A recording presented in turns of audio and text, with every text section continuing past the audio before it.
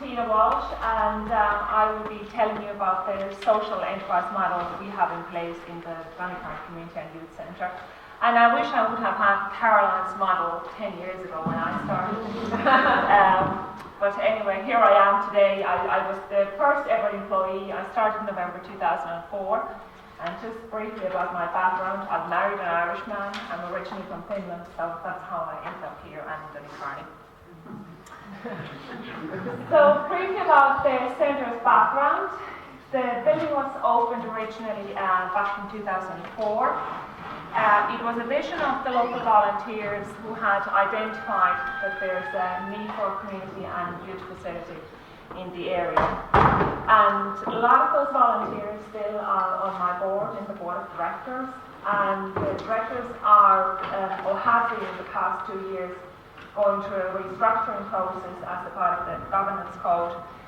And as a part of this exercise, we had to look at our mission statement. Why do we actually exist?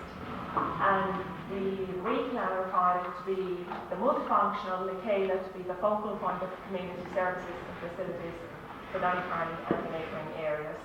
And there's just some photos added in here. Only recently, in February 2014, we celebrated our 10 years with President Higgins. Just some statistics about the centre, gives you kind of an idea of what size of the building we're talking about.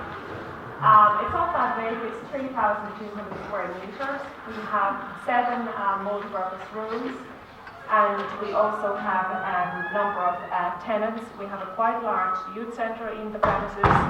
We have a Montessori and an after school, and then we have a number of community and voluntary organisations renting office space from us. Most of our staff are employed. When I started in 2004, I made a conscious decision that we're not going to use employment programs, we're going to employ our own staff, because I felt if we as an organisation, if we're not in a position to employ our staff, why do we exist in the first place? And recently, about a year ago, I took on my first employment program person, and one of our caretakers is on a 2's placement. We service approximately 2,500 visitors. Annually, this is 120,000 people. We open 50 weeks a year, 83 hours a week, and last year we facilitated 8,500 hours of bookings.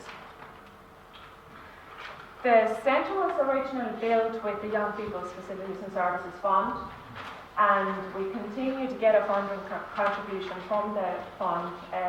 It's contribution towards certain staffing positions and contribution towards the running cost of the building.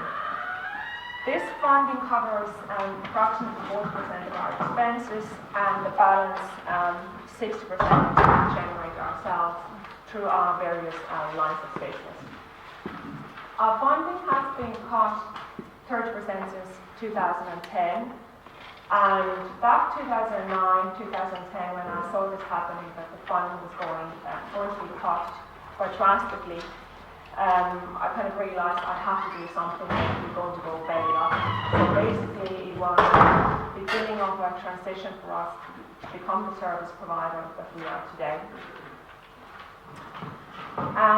Just a bit about our culture. Our ethos is, like it was in the original articles and memorandum, that we exist for the benefit of the community. But we are an enterprise. We're an enterprise with social objectives and economic objectives. And our priority is in the economic. If we cannot achieve them, we cannot have a positive social input. And our most, I think, important asset is the staff. We have this in-house work culture where everybody is a multitasker, and we have heavily invested in the staff. Since we employ all our staff, we've heavily invested in their training and making sure that they have the tools in order to do their work properly. Our administration staff looks after our reception, they do the sales and all the admin work inside. We do the payroll, all our accounts, we do our marketing inside. Lynette O'Brien is here with me. She's our recent addition to the centre. She's our marketing administrator. So she's designed our website, our Facebook. We do all the marketing promotional leaflets and we print them as well in-house. Of that, the sales is the most important part of our work. We invested a couple of years ago in the Booking Pro system. I'm not sure how many of you are using the Booking Pro booking system, but it's been a fantastic tool for us. And then also we purchased Salesforce. We're using that in the texting and communicating with our customers. And in 2010, I also purchased a tailor-made training course for us from a company called Increase Sales. Because none of my staff, including myself, we didn't come from the sales background, and I felt that this was something we need to develop our skills on. And I actually got the idea when I was watching The Apprentice. There was one guy there who owned this company called Increase Sales, and I got in touch with him, and we did about a 10-week training course where he gave us exercises based on our business and how we can improve our sales. And really, we switched our thinking that every booking that we make actually has an impact on the bottom line of the business and has an impact on people's employment as well. Carol, 4 to 5 minutes, sorry Tina. Okay. Yep. I'll keep going. So going back to that transition at 2010, one of the first exercises what I had to do was an expense exercise. I looked at what are the essential and non-essential supplies, and I realised that it was really learning curve for me. I had actually made a lot of mistakes. I had committed far too long service contracts, I had signed for direct debits, and I hadn't really negotiated hard enough. And today my approach is I don't sign for any service contracts unless it's absolutely necessary. I may sign for 4 months or very, very max 12 months if it's an absolutely critical part of our supplies. I do not pay for any direct debits apart from the revenue. I want to be in charge of the cash flow and decide when and how we pay our bills. But once this cutting exercise was done, I felt like we cannot continue running our business by continuously cutting, that we had to look at how actually we're going to make money and get more money coming in. And that's how we streamlined our lines of businesses. So we identified, we do short-term office letting, we do room hire, and we do children's birthday parties. The short-term office letting, the tenants have to fit into the ethos of the centre. Since the building is owned by Dublin City Council, they have put in a clause that all the tenants must have some sort of a social purpose in their activity. And I have a personal preference then for tenants that deal with visitors rather than do outreach work. Because those visitors that these tenants bring into the centre, we want to see them as potential customers. They may want to book a room with us, they may participate in the training course, or they may refer us to their friend, and they add on to football. And then our room hire, we started to develop packages. We, for our fitness and sport customers, we did this term time slots and specific term time pricing. Our problem was that the customer, they were dictating they wanted to book 4 to 6 week slots, but we had to sell 7 to 8 week slots. So we created this price structure which was benefiting for them. It's basically based on a model, more you book, less you pay. And that way we were able to fill our autumn, spring and winter calendar with sections and terms. And then during holidays like Easter and summer, we have developed summer camp term time pricing. The meeting packages, we're developing the room and food packages, and that was one of the reasons why I advertised for the enterprise consultant. It's our weakest area at the moment. I think the reason being that in the past number of years, people have reduced the training that they're doing, and that's definitely an area for growth, and that's something that I need to advise on, how can we grow this area.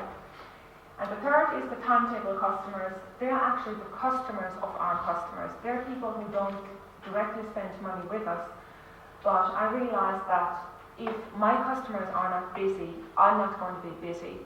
So part of Lynette's role is to communicate with these customers, and we're trying to engage with them and making sure that all our fitness classes are fully booked, and we're trying to do our best with various different incentives to help our hires. Then our last line of business, what we started was 2010, was this children's birthday parties. It started very slowly, just with the room only, but we quickly realised that people wanted to have packages. So we developed a number of packages, and constantly, even as a mother, I'm constantly looking around what different packages we can develop and what can be physically facilitating the centre. So I've contracted a number of party hosts, and we do everything in-house. Like, for example, we do goodie bags and decorations, and we order supplies from China or whichever country we can get them cheapest from, and we then prepare all these additional items ourselves. And this has been, without this children's birthday party business idea, I think it really has been our saviour. It's been a lot of hard work, but definitely a growing area for us. Thank you very much.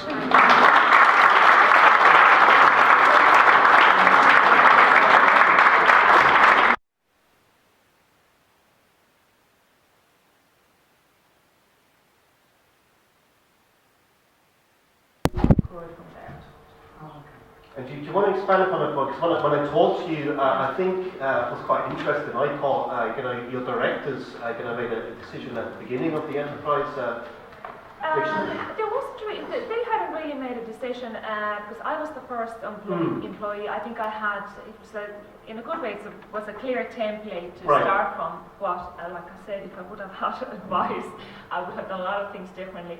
But it was in my previous job as a Community and Enterprise Development Officer, I had seen a lot of practices where community employment schemes and various schemes were used to staff a facility, and I kind of thought a lot of those schemes brought not necessarily the people, individuals themselves, but the schemes brought negative things into the facility, because whatever skills they gained, they just moved on to the next scheme, or if they got an employment opportunity from somewhere else. So I didn't want to build our centre from that point of view, and the staff that started with me in 2004, 2005 are still with me today, which is great. So the training that we have invested into them has stayed with the company, and they've grown with us. And to a larger extent, in the income you generate supports the salaries and wages of those persons. Totally, yeah. We only get the funding contribution that we get. It's a contribution towards my salary, not 100%, and still contribution towards the admin salary and one caretaker, and all the rest of the staff we pay ourselves. And there's a real motivation for the staff as well. They understand I need to make sales in order to keep this job. Okay, I mean, it's interesting, our experiences will be varied, and I mean, the community employment scheme has been good and continues to be good to our centres and keeps them open, and I don't have I'm not familiar with the employment schemes anymore at all, because I've totally stayed away from them. Because I've kind of felt the most important thing for me in my centre is that we are able to pay for our own staff. No matter what your organisation is, if you can't afford to pay for your own staff, why do you exist in the first place? That's the thinking I'm coming from. So, I don't know if Caroline has. I'm just very coming from different. It does work. It does have a future, and it works if you have a corporate service structure in place where you manage service delivery. And to do that, you have to have very clear standard operating procedures, and you have to train your staff. Because many of our community employment participants, and again some centres may have 2 as participants that they're working with, they may have no experience of the services you're asking them to deliver. They may have no experience of being customer facing, and they have to be trained in that. So if you're going to go down that route, you have to invest in HR, irrespective of what you call the title of the person involved. But if you're trying to do this without having very clear standard operating procedures that you reinforce constantly, if you have that, then the answer is yes, you can sustain this. So there's no right or wrong with this. I mean, this is different ideas and different perspectives.